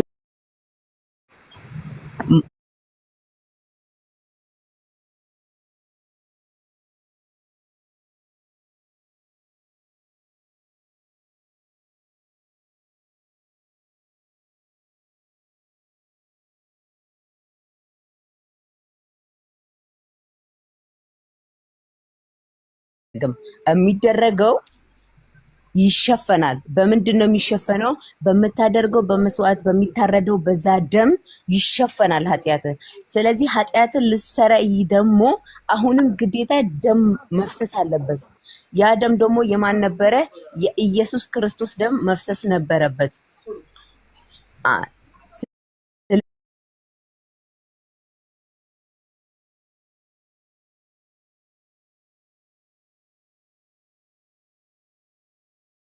ወንጌል 1 ላይ የመጀመሪያ ቃል ነበር፣ ቃልም በእግዚአብሔር ዘንድ ነበር፣ ቃልም እግዚአብሔር ራሱ ነበር።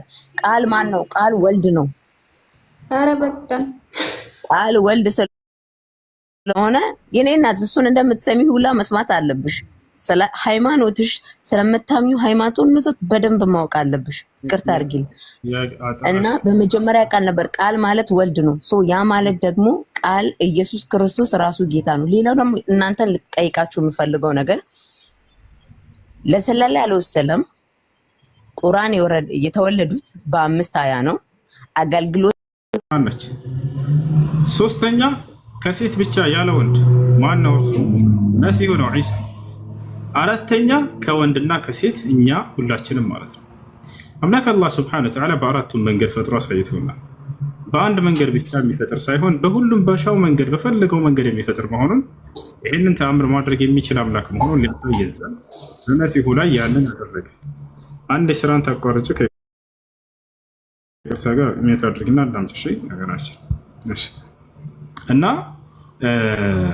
አዳምን ፈጠረ አምላክ አላህ ሱብሓነሁ ወተዓላ ያለ እናትም ያለ አባትም። አያችሁ፣ በእርሱ አንጻር ማን ተፈጥሯል ከተባለ እኛ ተፈጥረናል ከእናትና ከአባት። ከዚያ በኋላ አምላክ አላህ ሱብሓነሁ ወተዓላ ከወንድ ብቻ ያለ ሴት ማንን ፈጠረ? ሔዋንን ፈጠረ። በእርሱ አንጻር ደግሞ አራተኛ ፈጥሮ ሊያሳየ ፈለገና ያለ ወንድ ከሴት ብቻ መፍጠር ፈለገ፣ መሲሁን ፈጠረ። አያችሁ፣ ያ ነው ዓላማው። ምንድን ነው ተብላ ስትጠየቅ ጊዜ ተአምር ሊያደርግ ዘንድ ብሎ መልአኩ ገብርኤል ነግሯታል ለመርየም ዓለይሃ ሰላም። እንደ እስልምና ከሌሎች በጣም ተአምራዊ መንገድ ከተፈጠሩት መካከል እነዚህ ይገኙበታል ማለት ነው። መሲሁ ተአምር ነው በራሱ አፈጣጠሩ። ማርያምም ተአምር ነች በራሱ አፈጣጠሯ። ማስረጃ የቁል አላህ ሱብሓነሁ ወተዓላ ፊ ሱረት አልአንቢያ ወለቲ አሕሰነት ፈርጀሃ ፈነፈኽና ፊሃ ሚን ሩሒና ወጀዐልናሃ ወብነሃ አየተን ሊልዓለሚን። አምላክ አላህ ሱብሓነሁ ወተዓላ በሱረት አልአንቢያ የነቢያቶች ምዕራፍ ላይ ምን ይላል? ማርያምንም ልጇንም ለዓለማት ሁሉ ድንቅ አደረግኳቸው እያለ ይናገራል። በራሳቸው ተአምር ናቸው። ተአምርነታቸው እንዴት ነው ከተባለ ከተፈጥሮ ሕግ ወጣ ያለ ነገር በእነርሱ ላይ አምላክ ስላደረገ። በማርያም ላይ ተአምርነቷ ምንድን ነው ከተባለ ማንም ወንድ ሳይገናኛት ልጅን የወለደች ብቸኛዋ የዓለማችን ሴት ነች። አያቸው አይደለ? በመሲሁ በኩል ከተባለስ ያለማንም አባት ከሴት ብቻ የተገኘው ብቸኛው ወንድ ልጅ የዓለማችን ወንድ ልጅ። ታዲያ እነዚህ ተአምር አይደሉ? ከኛ አንጻር ናቸው። ምክንያቱም ከእኛ ከተፈጥሮ ሕግ ወጣ ባለመንገድ አምላክ አላህ ሱብሓነሁ ወተዓላ በመሲሁም ላይ በማርያም ላይ ስላደረገ። ሌላኛው በቁርአን ላይ አንዲት ሴት ብቻ ነች ስሟ የተጠቀሰችው። ዓላማው ምንድን ነው? እሷ መጠቀስ የተፈለገበት በቁርአን ላይ እርሷ ማርያም ነች የሚል ነው። በጣም ጥሩ ጥያቄ ነው። አምላክ አላህ ሱብሓነሁ ወተዓላ ለምንድን ነው የማርያምን ስም ማንሳት ያስፈለገው በቁርአን ላይ? በነገራችን ላይ ስራዎቻቸውንና ገድላቶቻቸውን የሰሯቸውን ታላላቅ ስራዎች እየጠቀሰ ስማቸውን ያልጠቀሳቸው በርካታ ሴቶች አሉ በቁርአን ላይ። ለምሳሌ አሲያ የፈርዖን ሚስት የነበረችው ሙሴን ተንከባክባ ያሳደገች እንደሆነች አላህ ሱብሓነሁ ወተዓላ በቁርአን ላይ ይጠቅሳትና ታሪኳን እርሷን የምእመና ሴቶች አርአያ እርሷና ማርያም እያለ ይጠቅሳቸዋል። ገብቷችኋል አይደለ? ያ ነው። ነገር ግን የእርሷን ስም አልጠቀሰውም። ለምን የማርያምን መጥቀስ አስፈልገ? ዓላማው ምንድን ነው? የአምላክ ጥበብ ምንድን ነው? ማርያምን ብቻ ማውሳቱ። እዚያ ላይ በጣም የሚደንቀው ምንድን ነው? ከመሲሁ ጋር እያያያዘ ነው ብዙ ጊዜ የሚያነሳት። ገብቷችኋል አይደል? እርሷን መጥቀስ ያስፈለገው አምላክ አላህ ሱብሓነሁ ወተዓላ ከመሲሁ ጋር እያያያዘ ዒሳ ካለ በኋላ አላህ ቁርአን ላይ ያስተውላችሁ ከሆነ ኢብኑ መርየም ይላል። አንድንም ነብይ ጠቅሶ አከሌ የእንትና ልጅ እያለ በአንድ ላይ አይጠቅስም፣ ዒሳን ብቻ ሲቀር።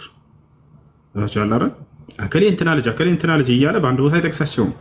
ዒሳ ካለ በኋላ ኢብኑ መርየም ይላል። ወኢዝ ቃለ ዒሳ ኢብኑ መርየም፣ የማርያም ልጅ ዒሳ ባለ ጊዜ ይላል። ዒሳ ባለ ጊዜ ብቻ እሱን ለምን አይልም አላህ? ለምን የማርያም ልጅ የሚለውን ማስቀጠል ፈለገ? ምክንያቱም የሰው ልጅ መሆኑን ሊያስገነዝብ ዘንድ ነው። አላህ ሱብሓነሁ ወተዓላ የእኔ ልጅ አይደለም የአምላክ ልጅ ሳይሆን የእርሷ የሰው ልጅ ነው እያለ አምላክ አላህ ሱብሓነሁ ወተዓላ ሊገልጽ ዘንድ ነው።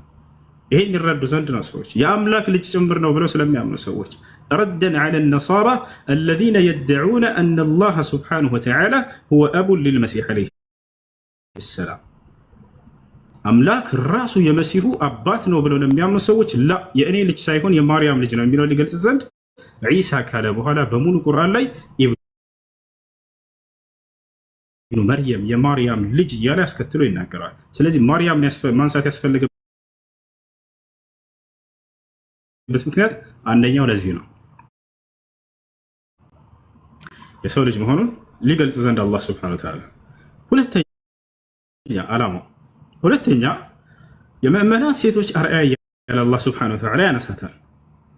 የምእመናት ሴቶች እርሷን ተምሳሌት አድርገው እንዲያዩና ወደ አምላክ እርሷን መስለው እንዲቀርቡ አላህ ሱብሓነሁ ወተዓላ አዟል በቁርአን ላይ። በምንድን ነው አርአያ የሆነችው ከተባለች በጣም ጻድቅ ሴት ነበረች። ይሄን ያለው አላህ ራሱ ነው በሱረቱል ማኢዳ ላይ ሲናገር ወኡሙሁ ሲዲቀቱን ይላል። እናቱ ግን ጻድቅ ነበረች እያለ ይናገራል። ምን ነበረች? ጻድቅ ነበረች ይላል። የጻድቅነት ደረጃ ከነብይነት ደረጃ በመቀጠል ነው። የሚገርማቸው የሴት ነብይ አልተላከም እንጂ ቢላክ ማርያም ትሆን ነበር ይላሉ ዑለሞች። ምክንያቱም መልአክ እየመጣ ሁላ ያናግራት ነበር። መልአኩ ጅብሪል ዓለይሂ ሰላም እየመጣ ወደ ማርያም ከአምላክ ዘንድ ቃልን ያመላልስ ነበር። አምላክ አላህ ሱብሓነሁ ወተዓላ ማርያምን በቁርአን ላይ ንጽኢት ነች ብሎ ገልጿታል። ቃለ ሱብሓነሁ ወተዓላ ኢነላህ አስጠፋኪ ወጠሃረኪ፣ እነሆ አምላክሽ አላህ አንጽቶሻል ይላታል መልአኩ ጅብሪል ዓለይሂ ሰላም። ኢነላህ አስጠፋኪ፣ አምላክሽ አላህ መርጦሻል፣ ከዓለማት ሴቶች ሁሉ የተመረጠች ነች። አላህ እዛው ላይ ምናለ ወስጠፋኪ አላ ኒሳኢል ዓለሚን፣ ከዓለማት ሴቶች ሁሉ አንቺ ተመርጠሻል አላት። ነቢዩ ሙሐመድ ሰለላሁ ዐለይሂ ወሰለም ስለ ማርያም ምን ብለዋል? በጥቂቱ ሁለት ንግግራቸውን ብቻ ልንገራችሁ። ነቢያችን ሰለላሁ ዐለይሂ ወሰለም ስለ ማርያም ስለ ምድራዊ ህይወቷ ሲገልጿት ምን አሉ? በዚህ ዓለም ላይ ከወንዶች ጽድቅናን የተጎናጸፉ በርካቶች አሉ፣ ከሴቶችም እንደዚያው የጽድቅና ደረጃ የተጎናጸፉ በርካቶች አሉ፣ ከነዚያም መካከል ጻድቋ ማርያም ነች እያሉ ተናግረዋል። ቃለ ነቢ ሰለላሁ ዐለይሂ ወሰለም ፊል ሐዲስ ከሙለ ሚነ ሪጃል ከሲር ወለም የክሙል ሚነ ኒሳ ኢላ አርበዐ ወሁም መርየም ወአሲያ ወፋጢማ ወኸዲጃ። ከወንዶች ምሉእነትን ወይንም ጽድቅናን የተጎናጸፉ በርካቶች አሉ፣ ከሴቶችም እንደዚያው ጻድቆች አልፈዋል አሉ፣ ከነዚያም መካከል አንዷ ማርያም ነች ብለው ተናግረዋል ነቢ ሰለላሁ ዐለይሂ ወሰለም። በምድራዊ ህይወቷ ጻድቅ ነች ብለው ነቢ ሰለላሁ ዐለይሂ ወሰለም ስለ ቀጣዩ ዓለም ህይወቷስ ምን አሉ? ቃለ ነቢዩ ሰለላሁ ዐለይሂ ወሰለም ነቢያችን ሰለላሁ ዐለይሂ ወሰለም የማርያምን የቀጣዩን ዓለም ዕጣ ፈንታዋን ሲናገሩ ምን አሉ? አፍደል ኒሳ አህሊል ጀና አርበዐ ወሁም መርየም ወአሲያ ወፋጢማ ወኸዲጃ፣ የገነት ታላላቅ ሴቶች አራት ናቸው አሉ። ለናሙናነት ያክል አራቱን ሊገልጹ ፈልገው ነው። ከነዚያ የገነት ታላላቅ ሴቶች መካከል አንደኛዋ የመሲሁ እናት ማርያም ነች እያሉ ተናገሩ። በምድራዊ ህይወቷ ጻድቅ ነች፣ በቀጣዩ ዓለም የገነት ነች ብቻ ሳይሆን የገነት ታላቋ ሴት ነች ብለው ገልጸዋታል። ይቺ ነች ማርያም። ታዲያ ማርያም ለምንድን ነው የጸደቀችው? ምክንያቱ ምንድን ነው? የጸደቀችበት ምክንያት ምንድን ነው ከተባለ አምላክ አላህ በቁርአን ላይ ወካነት ሚነል ቃኒቲን ይላል። በእኔ ትእዛዝ ላይ ቀጥ ካሉት ነበረች ብሎ ገለጻት። አንዱን አምላክ አላህ ሱብሓነሁ ወተዓላን በብቸኝነት የምትገዛ ነበረች። በእርሱ ላይ ቅንጣት ሌላን አካል አታጋራም። በነቢይ እጅ ተንከባክቦ ነው ያሳደጋት። ማን ያሳደጋት ከተባለ ዘከሪያ ዓለይሂ ሰላም የያሕያ አባት ዘከርያስን ያሳደጋት። ወከፈለሃ ዘከሪያ ይላል አምላካችን አላህ፣ ዘከርያስን ማሳደጋት ይላል። ይታቻለና ስለዚህ መርያም እጅግ በጣም ጻድቅ ሴት ነች። ጽድቅና ከአምላክ ዘንድ ለእርሱ በመታዘዝ እርሱ የከለከለውን ነገር በመራቅ የሚገኝ የሆነ ማዕረግ ነው። ይታቻለና ማርያም ደግሞ አላህ ሲገልጻት በቁርአን ላይ ወመርየም እብነተ ዒምራን አለቲ አሕሰነት ፈርጀሃ ፈነፈኽና ፊሂ ሚን ሩሒና ወሰደቀት ቢከሊማቲ ረቢሃ፣ ከእኔ በሆነው የጌታዋን ቃል የምታምን ነበረች አለ። በነቢያት ላይ በዚህ ነው የጸደቀችው። ሌላኛው ስለ መሲሁ ስራዎች ነው የጠየቀችው። መሲሁ በቁርአን ላይ በርካታ ተአምራቶችን እንዳደረገ ይታወቃል። ነፍስን ፈጥሯል ምናምን ያልሽው እሱ ስህተት ነው። እሱ የፈጠረው ምን እንደሆነ ላስረዳቸው። በቁርአን ላይ ተጠቅሷል በሁለት ቦታ ላይ ሱረቱል ማኢዳ እና ሱራ አልዕምራን ላይ የመሲሁ ስራዎች። መሲሁ አምላካችን አላህ ሱብሓነሁ ወተዓላ በሱረቱል አልዕምራን ላይ ሲናገር ምን ይላል? ወረሱለን ኢላ በኒ እስራኤል ብሎ ጀመረ። ወደ እስራኤል ልጆች የላኩት መልእክተኛዬ ነው አለ። አኒ ቀድ ጅእቱኩም ቢአየትን ሚን ረቢኩም አለ፣ እኔ ከጌታችሁ የሆኑ ተአምራቶችን አመጣሁላችሁ አለ። አየሽ መሲሁ ምን አለ? ከጌታችሁ የሆኑ ተአምራቶች ብሎ ገለጸ። ከራሱ አንዳች አይደለም። ያችሁ ከራሱ አይደለም፣ ከጌታችሁ የሆኑ ናቸው እነዚህም ነገራቸው ስራዎች ብሎ ተናገራቸው። በደንብ አስተውሉ። መጀመሪያ ምን አለ? ከጌታችሁ የተላኩኝ መልእክተኛ አለ። የመልእክተኛ ማረጋገጫው ምንድን ነው?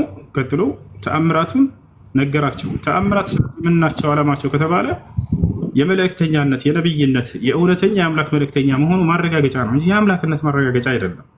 አምላክ ነቢያትን ሲያስነሳ ጊዜ ተአምራትን ይሰጣል።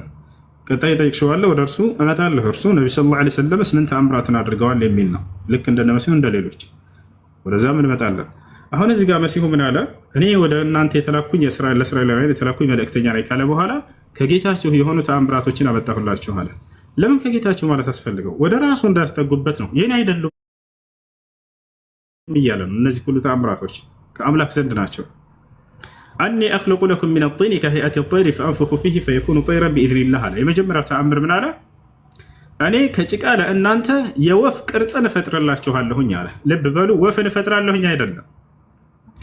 ወፍን ፈጥሯል ብለው ይነግሯችኋል። ላ ወፍን ፈጥሯል የሚል በቁርአን ላይ የለም። የወፍ ቅርጽ ነው የሚለው። ከምን ከጭቃ ያነሳና የወፍ ቅርጽ ይሰራል ማለት ነው። ፈጠረ የሚለው ቃል እንደ አረበኛ ወይም እንደ ቁርአንና እንደ ሐዲስ መቅረጽ በሚል ይመጣል። ገብታችኋል አይደል? መቅረጽ አንድን አካል በሆነ ቅርጽ አድርጎ መቅረጽ መፍጠር ተብሎ ይገለጻል። ነቢያችን ሰለላሁ ዐለይሂ ወሰለም ሐዲስ ላይ ምን አሉ? ኢነ ለዚነ የስነዑነ ሃዚሂ ሱወር ዩቃሉ ለሁም የውመል ቂያማ አሕዩ ማ ኸለቅቱም። ሐዲስ ላይ ምን አሉ? ነቢ ሰለላሁ ዐለይሂ ወሰለም ዛሬ በምድር ላይ የሰዎችንና የእንስሳቶችን ምስል የሚቀርጹ ሰዎች የትንሣኤ ቀን ምን ይባላሉ አሉ? በሉ በምድር ላይ የፈጠራችኋቸውን ፍጥሮች ነፍስ ዝሩባቸው ይባላሉ አሉ። ቅርጽ ብለው ከገለጹ በኋላ የፈጠራችኋቸው ተብሎ ተገለጹ። ስለዚህ የፈጠረ የሚለው የቀረጻችኋቸውን ለማለት ነው። ስለዚህ መሲሁ እኔ ከጭቃ የወፍ ቅርጽ እቀርጽላችኋለሁ ብሎ እንደተናገረ ነው። ይቻላል አኒ አኽሉቁ ለኩም ሚነ ጢኒ ከሀይአቲ ጠይር። ከዛ ከቀረጸ በኋላ ምን ያደርጋል ከተባለ ፈአንፉኹ ፊህ በእርሷም ላይ እፍላለሁኝ አለ። በቃ የመሲሁ ድርሻ እዚህ ድረስ ነው። በራሪ ወፍ አድርጎ የማብረሩ ስራ የማን ነው? መሲሁ ቀጥሎ ተናገረ። ፈተኩኑ ጠይረን ቢኢዝኒላህ አለ። ከዚያም በአላህ ፈቃድ በራሪ ወፍ ትሆናለች አለ። አያችሁ፣ ማንኛውም ነቢይ በሚሰራው ተአምር ላይ የራሱ የሆነ ድርሻ አለው፣ ገደብ አለው። የአምላክ ድርሻ ከዚያ በኋላ ይቀጥላል። ለምሳሌ መሲሁን ማን ነው? ሙሴን እንውሰድ። ከእርሱ በፊት ባህሩን አላህ ስብሓነሁ ወተዓላ በብትርህ ምታ ብሎ አዘዝኩት ይላል። አያችሁ ፈአውሐይና ኢላ ሙሳ አን ድሪብ ቢዐሳከ ልበሕር ፈንፈለቀ ፈካነ ኩሉ ፍርቅን ከጠውድ ልዓዚም። ወደ ሙሴም ትእዛዜን አስተላለፍኩኝ፣ በያዝከው ብትር ባህሩን ምታው አልኩት። የሙሴ ድርሻ እስከምን ድረስ ነው ከተባለ ብትሩን አንስቶ ውሃውን መምታት ድረስ ነው። ከዚያ በኋላ ያንን ባህር መክፈል የማን ስራ ነው? ፈንፈለቀ ፈካነ ኩሉ ፍርቅን ከጠውድ ልዓዚም። ባህሩን የመክፈሉ ስራ ደግሞ የአምላክ ስራ ነው። የሙሴ ድርሻ እስከምን ድረስ ነው? ያንን ብትር አንስቶ መምታት። ለመሆኑ እንዳው ሙሴ በብትሩ ነው የከፈለው? ብትሯ ነች የከፈለችው ባህሩን? ላ አይደለም፣ የአምላክ ትእዛዝ ነው። ቨርቹዋል አምላክ ተከፈል ብሎ አዘዘው። ነገር ግን ለሙሴ ያንን ድርሻ ሰጠው። መሲሁም ልክ እንዲሁ ያችን ወፍ አላህ ስብሐነሁ ወተዓላ በራሪ ወፍ ሲያደርጋት ጊዜ የመሲሁ ድርሻ እስከምን ድረስ ነበር ከተባለ ጭቃ ያነሳል፣ እርሱን የወፍ ቅርጽ ይቀርጻል፣ እፍ እስከ ማለት ድረስ ነው ድርሻው። ከዚያ በኋላ እኔም በራሪ ወፍ አደርጋታለሁ ብሎ አላህ ተናገረ። መሲሁ ራሱ ሲመሰክር ምን አለ? ፈተኩኑ ጠይረን ቢኢዝኒላህ፣ በአላህ ፍቃድ በራሪ ወፍ ትሆናለች አለ። ያቻል እና ይህ ነው። ሌላው የሰራው ተአምር መሲሁ ምንድነው? ቀጥሎ ወኡብሪኡ ልአክመሀ ወልአብረሰ ወኡሕይ ልመውታ ቢኢዝኒላህ። እነዚህ ሶስት ተአምራት መናገር የተሳናቸውን ሰዎች እፈውሳለሁኝ አለ። መናገር የተሳናቸውን ሰዎች አፋቸውን የመክፈትን ተአምር አላህ ሰጥቶታል ለመሲሁ። በዘመኑ መናገር የማይችል ካለ በተፈጥሮ ወደ መሲሁ ጋር ሲመጣ መሲሁ ያንን አፉን ይከፍትላቸው ነበር፣ እንዲናገር ያደርግላቸው ነበር። ወልአብረሰ አሁንም ለምጽ ያለባቸውን ሰዎች ይፈውሳቸዋለሁኝ አለ። ግን ነገር ግን የሚፈውሳቸው በምንድን ነው? ቢኢዝኒላህ ብሎ ተናገረ። በአምላኬ በአላህ ፍቃድ። ለው ካነ ኢላሃን መንተዘረ ልኢዝን ሚን ኢላሂን አኸር። መለኮታዊ ባህሪ ቢኖረው ኑሮ ከሌላ አካል ፍቃድን አይጠብቅም ነበር፣ በአምላኬ ፍቃድ አይልም ነበር።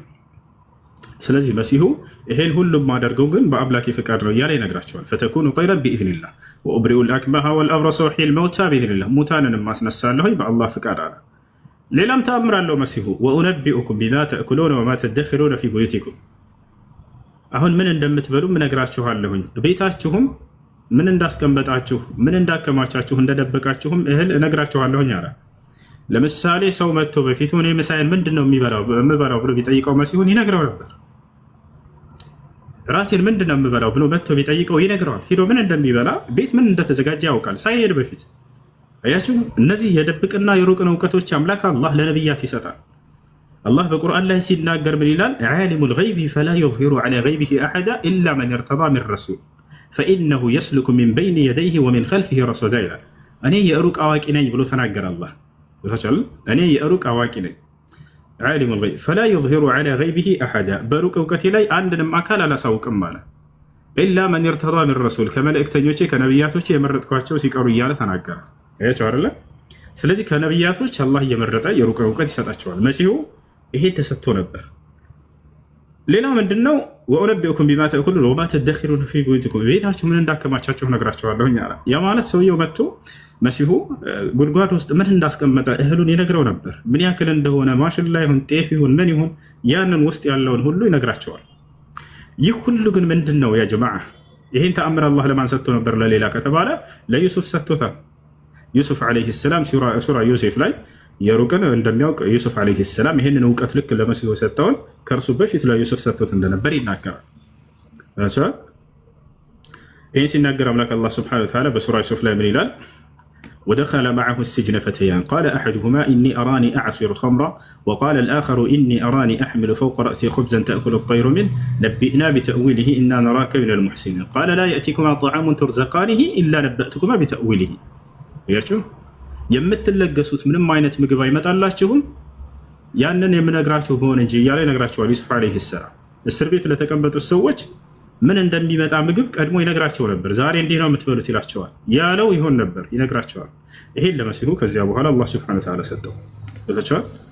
ሌላው አይን መክፈትን አይን ማብራትን ለነብያቶች ይሰጣቸው ነበር። ዩሱፍ ዓለይሂ ሰላም አይንን ያበራ ነበር። ያዕቁብ ለማየት ተስኖት ነበር። ከዚያ በኋላ ዩሱፍ ዓለይሂ ሰላም አይኑን አበራለት። ይሄ በሱራ ዩሱፍ ላይ አሁንም ታገኙታላችሁ። ያዕቁብ ማየት ተስኖት ወብየضت عيناه من الحزن فهو كظيم አይኑ ነጭ ሆኗል ከሐዘን የተረሳ እሱ የተቆጨና ያዘነ ሆኖ ተብሎ ተገለጸ። ዩሱፍ ዓለይሂ ሰላም ይሄን በሰማ ጊዜ ምን አለ? اذهبوا بقميصي هذا ይሄን ቀሚሴን ውሰዱልኝ አለ። ይዛችሁ ሂዱ فألقوه على وجه أبيه ይሄንንም ልብሴ ቀሚሴ በአባቴ ፊት ላይ ወሩሩት አላቸው። ዩሱፍ يأتي بصيرا የዛኔ የሚያይ ሆኖ አይኑ ይመለሳል ይመጣል አላቸው። وأتوني بأهلكم أجمعين ከዚያም ሁላችሁም ቤተሰቦቼ ወደ ግብጽ ኑ ከእስራኤል ብሎ አዘዛቸው። فلما أن جاء البشير ألقاه على وجهه ይሄንን ብስራት ይዞ የሚሄደውም ሰው አብሳሪውን በሄደ ጊዜ ألقاه على وجهه በአባቱ በያዕቆብ ፊት ላይ ቀሚሱን ልብሱን ወረወረው። ከዚያስ ፈርተደ በሲራ ያዕቆብም የዛኔ የሚያይ ሆኖ አይኑ ተመለሰለት ይላል። ስለዚህ አይንን ማብራት ለነቢያቶች ይሰጥ ነበር። ይሄ ተአምር ለነቢዩ ሙሐመድ ሰለላሁ ዐለይሂ ወሰለም ተሰጥቶ ነበር። የበርካቶችን አይን አብርተዋል ነቢ ሰለላሁ ዐለይሂ ወሰለም። ማስረጃ قال النبي صلى الله عليه وسلم غدا سأعطي الراية لرجل يحب الله ورسوله ويحبه الله ورسوله ويفتح الله على يديه. فجاء النبي صلى الله عليه وسلم مبكرا وقال أين علي بن أبي طالب؟ فقيل له إنه يشتكي عينيه يا رسول الله. فقال ائتوني به فأتي بين رجلين فبصق النبي صلى الله عليه وسلم في عينيه فبرئ وفي رواية أخرى فشفي كأن لم يكن به وجع. ነቢያችን ሰለላሁ ዐለይሂ ወሰለም የዓሊ ብን አቢ ጣሊብን አይን እንዳበሩ ሐዲስ ላይ ቡኻሪና ሙስሊም ላይ ተቀምጧል። ዓሊ ብን አቢ ጣሊብ ነቢያችን ሰለላሁ ዐለይሂ ወሰለም ምን አሉ? ነገ ከመካከላቸው ለአንዳቸው ባንዲራ እንሰጣለሁኝ አሉ። አላህና መልክተኛውን በጣም ይወዳል፣ አላህና መልክተኛውም ይወዱታል ያን ሰው። በዚህም ሰው እጅ ላይ አላህ ድልን ይነሳል በነገው ጦርነት ላይ ብለው ተናገሩ። ሁለት ነገር ሊያደርጉን አሁን እዚህ ጋር የነብይነት ማረጋገጫዎች፣ አንደኛ ተአምር አይን ማብራት፣ ሁለተኛ ትንቢት። የነብይ ማረጋገጫ አንድ ነቢይ ትክክለኛ ነቢይ ለመሆኑ ትንቢትን ይናገራል። ያ የተናገረው ትንቢት በተናገረው መሰረት ይፈጸማል። ገብታችኋል? ስለዚህ ትንቢትን ተናገሩ። ነገ የኸይበር ጦርነት ሊካሄድ ነው። አይሁዲዎች ከሙስሊሞች ጋር ጦርነት ማድረግን ፈለጉ። ነቢዩ ሰለላሁ ዐለይሂ ወሰለም ተው በሰላም እንኑር ብለው ለመኗቸው። አይ አንተ የመካ ከሃዲያኖችን ወንድማችን አስቀምጠኛ እንዴ ይሰማል? እሺና የመካ ከሃዲያኖች ከነብዩ ሰለላሁ ዐለይሂ ወሰለም የመካ ከሃዲያኖች ከነብዩ ሰለላሁ ዐለይሂ ወሰለም ጋር እየመጡ መዲና ይጋጠሙና እየተሸነፉ ይሄዱ ነበር። ያሸንፋሉ፣ ይሸነፋሉ። በዚህ ጊዜ ይሁዲዎች እሺ፣ አመሰግናለሁ። ብዙ ማብራሪያ ሰጥተኛል። ግን አሁንም ምንም እኔ አጥጋቢ መልስ አላገኘሁም። ለመሰለ ታምራትን ሊፈጥር ይችላል። ነብይ ሆኖ እንዴት ታምራትን አይፈጥርም? ሲጀመር ታምር ሳይሆን እንዴት እስትንፋስን ሊዘራ ቻለ ነው አንደኛው ጥያቄ። እስትንፋስን እንዴት ፈጣሪ ባህሪ፣ ይሄ ፈጣሪ ባህሪ ብቻ አይደለም ወይ? ፈጣሪ ሊያደርገው የሚችል ነገር ብቻ ነው፣ ተአምር አይደለም። ባይዘው ቆይ ልጨርስ አንድ ጊዜ። ታምር አይደለም። እስትንፋስን እንዴት በአላህ ፍቃድ እንዴት አንድ ጊዜ ረጋ በይ እሺ። በመጀመሪያ ሁለተኛ አይሰማ ቆይ አንድ ጊዜ ልጨርስ። ቀድም ደግሞ የሰው ልጅ አፈጣጠር በአራት መንገድ መሆኑን ነግረኸኛል። ባይዘው አዳምና ሔዋን እኮ ቤትም መንገድ ይፈጠሩ ቤትም የሰው ልጅ አልነበረም አይደል? መጀመሪያ ሰው እሱ ምን አድምጠኛ እንደ ልጨርስ። የሰው ልጅ አልነበረም መጀመሪያ እነሱ ሲፈጠሩ። አንድ ሁለት ተብሎ ሊቆጠር አይገባም። ምክንያቱም ሰዎችን ወደዚህ ምድር ለማምጣት ግዴታ እነሱ ከላይ ጥያቄን ጠይቅ። ሰላም እንዴት ነህ? ሀገረ ሁለት ሜተራንሳ አይ እሷ እያወራች እንዳልደረባብኝ ነው። አጋጣሚ እሷ ጥያቄ ጠይቃለች መሰለኝ እና ይሰማል አይደል? አዎ ይሰማል። መልካም እሺ፣ አመሰግናለሁ። ምናልባት ዘግቼ ነው የገባሁት። እሷ የጠየቀችው ጥያቄ ነበር አወረካት መሰለኝ እሷንም እና ማለት የራስህን ብቻ አታዳምጥ። ወደ ጥያቄ ገባ። ወደ ጥያቄ የራስህን ብቻ አታዳምጥ። ሲቀጥል ደግሞ ይሰማል። ጥያቄ አለህ ወይ? ጥያቄ አለህ ወይ? ለተጠየቀው ጥያቄ መልስ መስጠት አልችልም። ትችላለህ። እሺ ጥያቄ ልትመልስ ነው የገባኸው? ጠይቀህ። መልካም። እኔ ጥያቄ ልጠይቅ አልገባሁም። እሺ ስለዚህ ለተነሳው ጥያቄ ልትመልስ ነው። እሺ ጠይቀህ ምረጥ አንተ።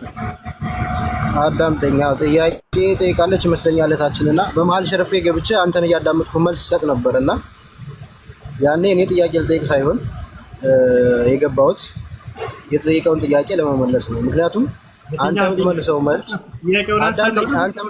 ወደ ጉዳዩ ግባ። አንተ የምትመልሰው መልስ ወደ ጉዳዩ ግባ። ጥያቄውን አንሳና በሱ ላይ አውራ። አብሽር። ያው መልስ ታወራ ነበር አይደለ? እኔ ደግሞ ያን ያክል የምፈጀው ነገር የለኝም። ሁለት ነገር ብቻ ተናግሬ የምወጣው ብዙ አላበዛም። አዳምጥ፣ ብዙ አላበዛም። ወደ ጉዳዩ ግባ። እሺ ሀሳቡን አንሳና በዚያ ላይ ተናገር አንተ። አይዋ አዳምጠኝ። ኢየሱስ ክርስቶስ ነብይ አይደለም። ኢየሱስ ክርስቶስ ነብይ ነው እያልክ እያስተማርክ ነበረ። ነብይ ነው እሱ። አዳምጥ። እሱ ፈጣሪ ነው እንጂ አዳምጠኝ እንጂ ፈጣሪ ስለመሆኑ እኮ እነግርሃለሁ። ኢየሱስ ክርስቶስ